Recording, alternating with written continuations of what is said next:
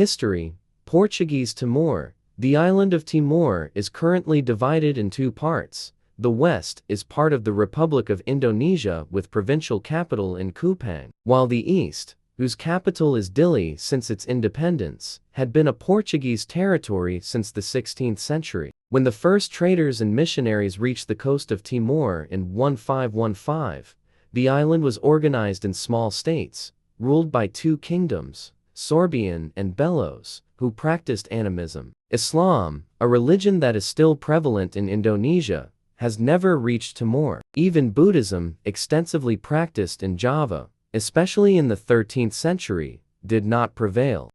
During the third quarter of the 16th century, the first Portuguese Dominican priests arrived in Timor and started developing a progressive religious influence, even as the Portuguese domination was still being settled.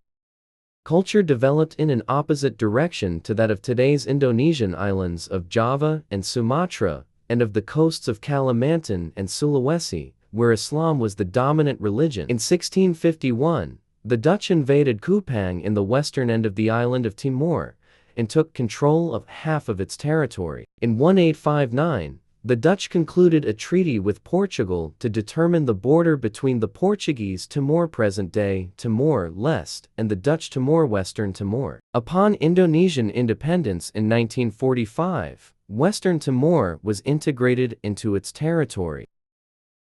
Timor-Leste during the Second World War. During the Second World War, the Allies Australians and Dutch, aware of the strategic position of Timor, side by side with the Allies. In 1945, the Portuguese administration was restored in Timor-Leste, established positions in the territory and got involved in bitter fighting with the Japanese forces. Some tens of thousands of Timorese lost their lives while fighting, side by side with the Allies. In 1945, the Portuguese administration was restored in Timor-Leste.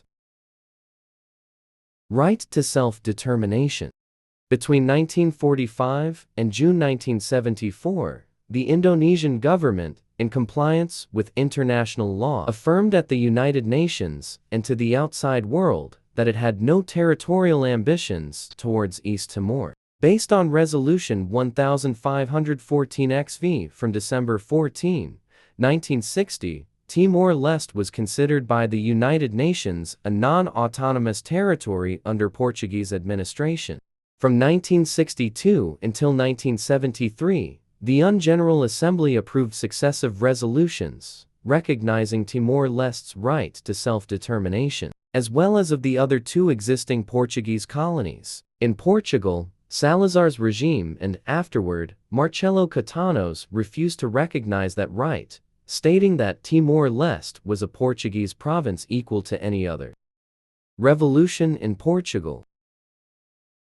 The April Revolution, April 25, 1974, which restored democracy in Portugal, consecrated the respect for the right to self-determination of the Portuguese colonies. In order to promote the exercise of that right, on May 13, Committee for the Self-Determination of East Timor was installed in Dili. The Portuguese government authorized the creation of political parties, and as a result, partisan organizations emerged in Timor-Leste.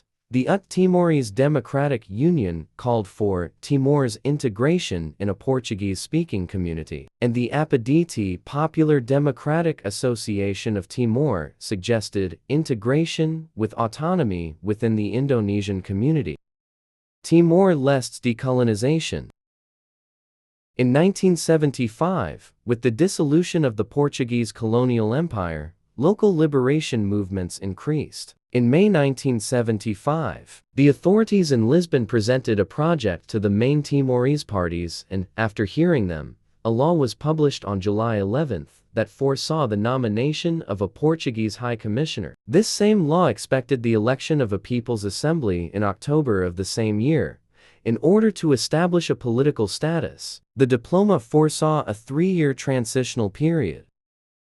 A local program of progressive decolonization was already taking place since January 1975. As part of this program, elections were held in the Lautum district for regional administrative leadership. The result of the first popular consultation made clear Apoditi's lack of support and the Timorese people's refusal to accept integration by democratic means. Long before those regional elections were held, it was quite obvious for any independent observer visiting the territory that the overwhelming majority of the Timorese rejected integration into Indonesia. Cultural differences were one of the main reasons. Declaration of Independence.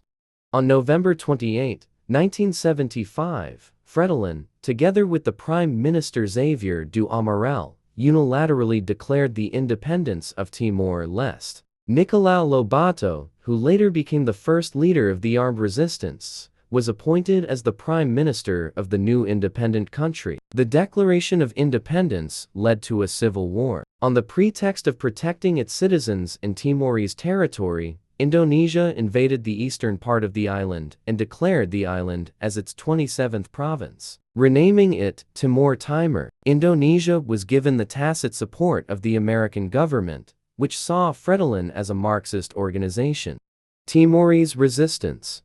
After the occupation of the territory by Indonesia, the Timorese resistance progressively consolidated itself, initially under the leadership of Fredolin. To support Filintil Armed Forces of National Liberation of Timor-Leste, established on August 20, 1975, a clandestine front was created at an internal level, and a diplomatic front externally. Afterward, under Zanana Gusmo's leadership, a policy of national unity was launched, unifying the efforts of the Timorese political sectors and proceeding with the non-politicization of the resistance's structures, turning current Council of National Resistance into CMR Mober Resistance National Council, which later became known as CNRT National Council of Timorese Resistance.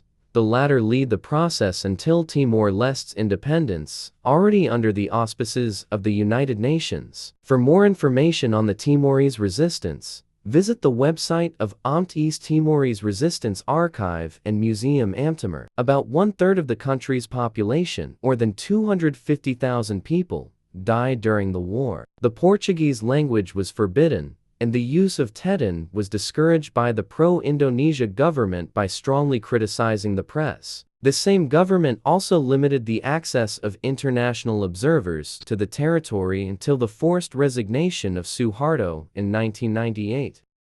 Popular consultation, yes to independence.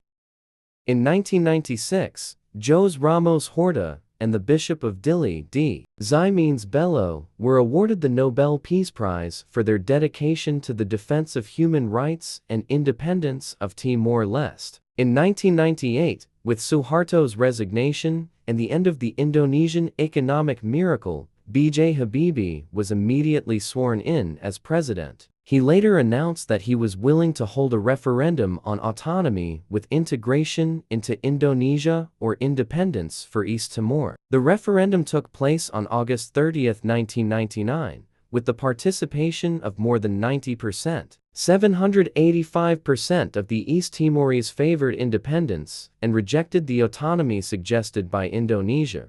Nevertheless, pro-Indonesia militias went on a rampage, assaulting UNAMET headquarters, the observers of the United Nations, and forcing Bishop Ximenes Bello to flee to Australia, while K. Rala Zanana Gusmo took refuge in the British Embassy in Jakarta. The wave of murders continued, promoted by the anti-independence militias and supported by members of the Indonesian army dissatisfied with the referendum results.